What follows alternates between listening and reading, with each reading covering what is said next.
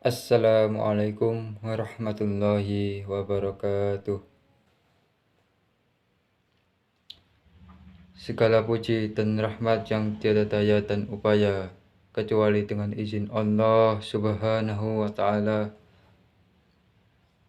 Dan tak lupa salawat serta salam kepada Nabi kita, Nabi besar Muhammad Sallallahu Alaihi Wasallam, sang suri taulatan umat yang telah membawa risalah Islam di zaman kegelapan kecalan terang benderang, yakni ad-dinul Islam.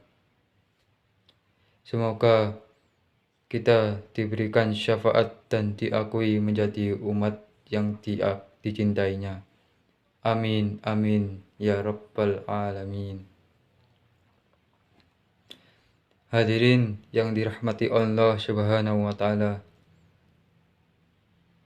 di dalam majelis yang mulia ini ada banyak peristiwa yang dialami, mulai dari yang baik dan menyenangkan sampai dengan yang tidak mengenakan. Bagaimanapun juga peristiwa tersebut tidak bisa kita pilih dan kita pilah. Peristiwa semuanya akan datang silih berganti. Masya Allah, tidak sedikit peristiwa tidak mengenakan yang singgah.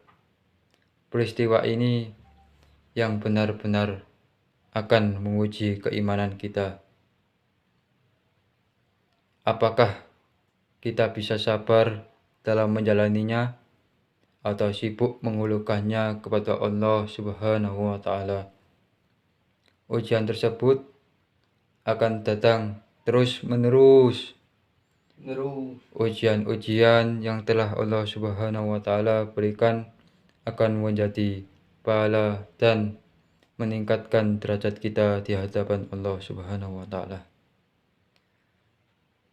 Dengan catatan kita selalu sabar dalam menjalaninya, menjalani ujian-ujian demi ujian tersebut. Dengan kesabaran penuh, Allah akan menjadikan ujian tersebut menjadi sebuah anugerah yang maha dahsyat yang tidak kita sangka-sangka.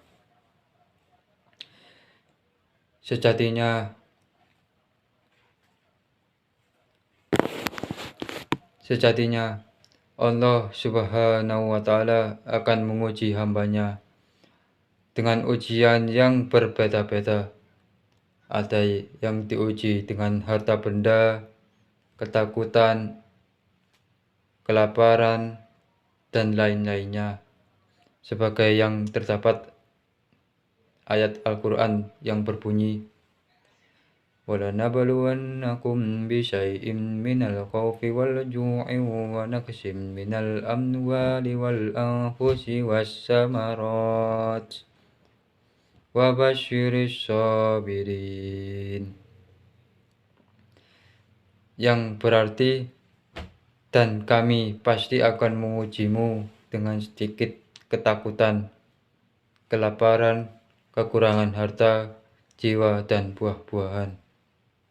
Dan sampaikanlah kabar gembira kepada orang-orang yang sabar.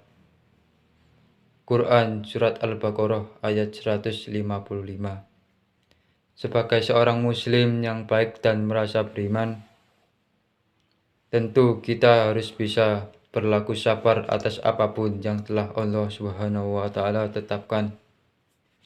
Hal ini karena setiap ujian yang datang adalah kirimannya, dan Allah Subhanahu wa Ta'ala tahu bahwa kita mampu untuk menjalaninya. Bahkan Allah sendiri telah mengatakan tidak akan menguji hambanya di luar batas kemampuan hambanya tersebut.